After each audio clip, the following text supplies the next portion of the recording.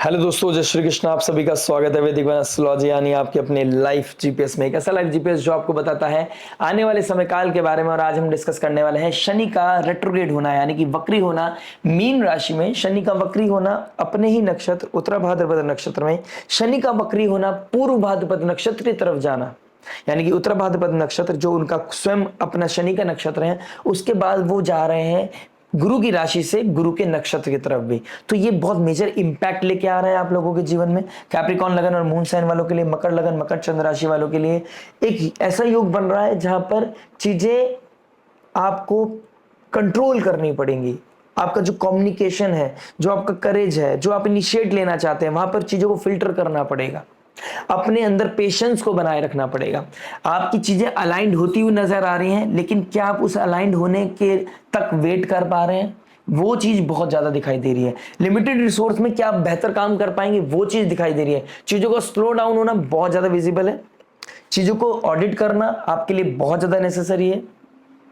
और ये शनि जब वक्री होते हैं यानी कि पीछे जा रहे हैं, तो रीथिंक करना, रिवाइज करना, रीऑडिट करना, ये ज्यादा बहुत ज्यादा विजिबल दिखाई देता है। तो शनि देव जब थर्ड हाउस में जा रहे हैं, तो शनि देव थर्ड हाउस हमारे कम्युनिकेशन को दिखाता है, सिबलिंग्स को दिखाता है, हमारी शॉर्ट जर्नीज को दिखाता है, हमारे नेबर्स को दिखाता है, हमारे करेज, पराक्रम, एफर्ट्स, हमारे जर्नलिज्म, मतलब कुछ मास मीडिया से रिगार्डिंग कोई काम करना, सोशल मीडिया का दिखाना, तो उस चीज में कहीं ना कहीं ऑडिटिंग दिखाई दे रहा है। हो सकता है आप सोशल मीडिया या इन्फ्लुएंसर है, आप सोशल मीडिया पे कोई काम करते हैं या करना चाहते हैं, तो वहीं पे कहीं ना कहीं चीजें करना चाह रहे हैं, लेकिन कुछ ना कुछ डिले होगा, कुछ ना कुछ चीजें स्लो डाउन होंगी, इस तरह की चीजें दिखाई देंगी। आप कुछ ऐसा कंटेंट डाल रहे थे, कुछ ऐसी चीजें जिसकी वजह से कंट्रोवर्सीज हो सकती है, तो चीजें स्लो डाउन करनी पड़ेंगी, रीथिंक करना पड़ेगा। कोई चीजें वायरल नहीं हो पा रही हैं, आप बहुत टाइम से मेहनत कर रहे हो, चीजें नहीं चाह रही हैं, नई चीजें अलाइन हो रही हैं, चीजें आप मेहनत करते जा रहे हो, चीजों को उतना फोकस नहीं मिल पा रहा है, उतना प्रॉफिट नहीं मिल पा रहा है। तो क्या मंथन करना है, कैसे मंथन करना है, कहाँ रीलर्न करना है, कहाँ रीडू करना है, रीथिंक करने की जरूरत कैसे है, स्ट्रेटेजीज को कैसे दोबारा से प्लान आउट करने की जरूरत है, वहां पे आपका फोकस में होता हुआ नजर आ रहा है। प्लस सिबलिंग्स की लाइफ में किसी तरह का चीजें स्टेगनेंट हो जाना, उसकी वजह से आपकी लाइफ में टर्मोइल आ सकता है। ठीक है, आपकी शॉर्ट जर्नीज में कहीं ना कहीं आपका मन है कहीं जर्नी करने का, वहां पे कुछ चीजें प्लान कर रहे हो, चीजें फिक्स नहीं हो पा रही हैं। किसी से मिलने जाना है, किसी से फ्लर्ट करते हो, कम्युनिकेशन चल रहा है, चिट चैट चल रही है, लेकिन मिलने का प्लान नहीं बन पा रहा है, या आप ही नहीं मिलना चाह रहे हो। इस तरह की चीजें कहीं ना कहीं बहुत ज्यादा विजिबल होती जा रही है। लेकिन मैं अपने से बोलना चाहूंगा, शनिदेव आपके लगन के स्वामी हैं, फर्स्ट लॉर्ड थर्ड हाउस में चला गया है। क्रिएटिविटी के थ्रू आप अपने एक्सप्रेशन तो शो कर सकते हो, अपने आप को शो तो कर सकते हो, क्या आप उतना फील करते हो? ये चीज बहुत मैटर करती है। जो चीज आप फील नहीं करते वो आप बोल नहीं सकते, क्योंकि आप जो बोल रहे हो वो बहुत मैटर करती है, क्योंकि लगन का स्वामी शनि है। अगर आप किसी को बोल रहे हो कि that I really love you, वो बहुत मैटर करता है सामने वाले के लिए। और राहु सेकंड हाउस में आ गया है, आप क्या बोल रहे हो क्या नहीं बोल रहे हो, वो बहुत ज्यादा ओवरबोर्ड जा रहा है। राहु सेकंड हाउस में इमेच्योर कमिटमेंट, अपने आप को ओवर एक्सप्रेस करना, ओवर लव करना, ओवर चीजें करना, ओवर शो ऑफ करना, ये चीजें बहुत ज्यादा विजिबल दिखाई दे रही है। शनि के थर्ड एस्पेक्ट की तरफ जाता हूं, तो कहीं ना कहीं आपके फिफ्थ हाउस पुण्य का है, मंत्र चैंटिंग का है, कहीं ना कहीं विजन का है, हमारी लाइफ में क्रिएटिविटी का है, हमारे लव रोमांस का है, बच्चों का है। फिफ्थ हाउस से हम एजुकेशन से, एजुकेशन का है, बहुत सारी चीजें देख सकते हैं। और शनि का थर्ड एस्पेक्ट कहीं ना कहीं एजुकेशन में कहीं प्रॉब्लम आ रही थी, कहीं एडमिशन नहीं हो रहा था, वहां पे कहीं ना कहीं चैलेंजेस आ सकते हैं, और भी ज्यादा चैलेंजेस बढ़ सकते हैं। कहीं ना कहीं कंसीव करना चाहते थे, नहीं हो रहा है, तो वहां पे और भी चीजें, क्या थिंकिंग रखनी है, क्या मेडिकल हेल्प लेनी है, उसके रिगार्डिंग कहीं ना कहीं आपका कॉन्शियस माइंड ट्रिगर होता हुआ नजर आएगा। लव रोमांस में कहीं ना कहीं चीजें मैंने आपको बोला है, अभी बोल दिया है कि आप जो फील कर रहे हैं वो रियल होना चाहिए। Just because you are feel something और आपको कुछ फन करना है, फेक करके दिखाना है, ये आपकी पर्सनालिटी के लिए अच्छा नहीं है। उस चीज को थोड़ा ध्यान रखिएगा। चिट चैट करना अच्छी बात है, लेकिन आपको कितना ओवरबोर्ड होना है, कहाँ चीजों को कंट्रोल करना है, ये चीज आपके लिए बहुत ज्यादा इंपॉर्टेंट हो जाती है।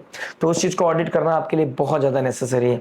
अलॉन्ग विद दैट, शनि का डायरेक्ट एस्पेक्ट पड़ रहा है आपके नाइन्थ हाउस में। नाइन्थ हाउस हमारी spirituality, higher education, short long distance journey को दिखाता है, हमारे फादर लाइक फिगर को दिखाता है। इससे रिगार्डिंग कहीं ना कहीं चीजें रिवॉल्व करती नजर आ रही है।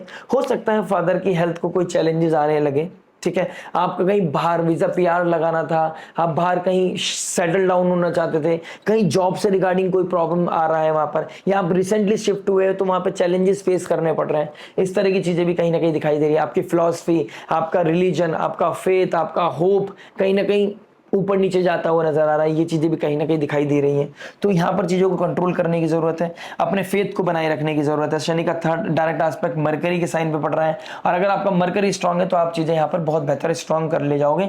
लक उतना ज्यादा फेवर नहीं करेगा, अभी भाग्य के स्थान पे जा रही है डायरेक्ट एस्पेक्ट, लेकिन स्लोली एंड ग्रेजुअली लक की वजह से, भाग्य की वजह से, भगवान पे भरोसे की वजह से, डिवाइन ग्रेस की वजह से, बड़ों के ब्लेसिंग्स की वजह से चीजें अलाइंड हो जाएंगी। तो बड़ों का आशीर्वाद लेना, पाइसेस साइन फीट को दिखाता है, तो पैर छूना, बड़ों के पैर छूने से आपको बहुत आशीर्वाद मिलता हुआ नजर आएगा। इस तरह की चीजें मुझे आप लोगों के लिए दिखाई दे रही है। शनि का 10th एस्पेक्ट पड़ रहा है आपके 12th हाउस में, तो कहीं ना कहीं स्लीपिंग पैटर्न डिस्टर्ब होता हुआ नजर आ रहा है। सबकॉन्शियस माइंड में एक फालतू की ड्रीम्स आना, डर लगना, फियर लगना, किस तरह का लॉस मुझे दिखाई दे रहा है। वीजा पीआर को लेकर कहीं ना कहीं एंजाइटी, स्ट्रेस बढ़ता हुआ नजर आ रहा है। फॉरेन लैंड पे ट्रैवल करना चाहते थे, कुछ खरीदना चाहते थे, खरीदने का चांस नहीं बन पा रहा है, कहीं ना कहीं लॉसेस ज्यादा हो रहे हैं, आमदनी अठन्नी खर्चा रुपया हो रहा है, हॉस्पिटल का भी है तो कोई मेडिकल एक्सपेंसेस बढ़ते हुए नजर आ रहे हैं। और आने वाले 4 महीने में आपको अपने बजट को बहुत प्लान करना है, क्योंकि शुक्र टॉरस साइन और शुक्र देव पे शनि देव का एस्पेक्ट है, थर्ड एस्पेक्ट। तो लीकेज कहां जा रही है, फालतू पैसा कहां लग रहा है, कहां डिजायर कंट्रोल कर रही है, उस चीज को बहुत ज्यादा आपको चेकआउट करने की जरूरत है। और केतु मंगल आपके 8th हाउस में बैठे हैं, मंगल का एस्पेक्ट भी राहु के ऊपर पड़ रहा है और 8th एस्पेक्ट शनि के ऊपर पड़ रहा है। तो ये फाइट जो चल रही है, अपनी चीजों को हिडन रखना और जो रियल है उसको दिखाना, कम्युनिकेशन का सही इस्तेमाल करना आपके लिए बहुत ज्यादा जरूरी है। Yoga meditation will be the key for your life. ठीक है, आपके इमोशनल वेलबींग के लिए भी योगा मेडिटेशन स्पिरिचुअलिटी बहुत अच्छी होने वाली है। और अगर मैं कहीं ना कहीं समुद्र मंथन की बात करूं तो राहु जुपिटर कहीं ना कहीं नवम पंचम का योग बना रहे हैं, एक समुद्र मंथन चल रहा है आपके जीवन में। अभी जो चीज इमेच्योर कमिटमेंट कर दिया था, जो इमेच्योर रिस्पॉन्सिबिलिटी उठा ली थी, ओवर रिस्पॉन्सिबिलिटी करना, ओवर वर्कआउट करना, ओवर थिंकिंग करना, यहां पर चीजों को चैनलाइज करने का समय आ गया है। जो चीज कंट्रोल से बाहर है उसको कंट्रोल करने की जो आप चेष्टा कर रहे थे, वहां पे चीजें बैलेंस होंगी और कहीं ना कहीं अब आपकी लाइफ अलाइंड होने का समय है। लगन का स्वामी वक्री है, तो 4 महीने के बाद आपकी चीजें शेप में आ जाएंगी, लेकिन पहले टर्मोइल आएगा। समुद्र मंथन में पहले हलाहल निकला था, उस हलाहल को न देवता संभाल पाए थे, न दानव संभाल पाए थे। भोलेनाथ आए थे, महादेव नीलकंठ के रूप में आए थे, अपने कंठ में उस विष को धारण किया था, तब प्रोसेस आगे बढ़ा था। तो आपके जीवन का प्रोसेस जब आगे बढ़ेगा, जब आप अपनी लाइफ को डिटॉक्सिफिकेशन की तरफ जाएंगे, हलाहल बाहर निकालना पड़ेगा, और हलाहल बाहर जब निकलेगा कोई संभाल नहीं पाएगा, तो आपको प्रे करना पड़ेगा, महादेव के पास जाना पड़ेगा। और लकीली श्रावण मास, सावन का मास भी स्टार्ट है, तो भगवान महादेव के पास जाइए, उनके चरण वंदन कीजिए, उनका आराधना कीजिए, उनको प्रे कीजिए, उनका जलाभिषेक कीजिए। हो सकता है तो नीलकंठ महादेव मंदिर जाइए, ऋषिकेश में आराधना कीजिए, संयम नियम साधना कीजिए, गंगा स्नान कीजिए। आपकी लाइफ में डिटॉक्सिफिकेशन आएगा, आपकी लाइफ में अलाइनमेंट बहुत पॉजिटिव बनती नजर आएगी, आप सक्सेस की तरफ बढ़ते हुए नजर आओगे। ये 4 महीने आपके लिए बहुत इंपॉर्टेंट है, रीथिंक करने के लिए, रिविजिट करने के लिए, रीअलाइन करने के लिए, और अपने लाइफ में कामनेस लाने के लिए, क्योंकि इंटरनल क्योस को ठहराव मिलने का समय अब स्टार्ट हो चुका है।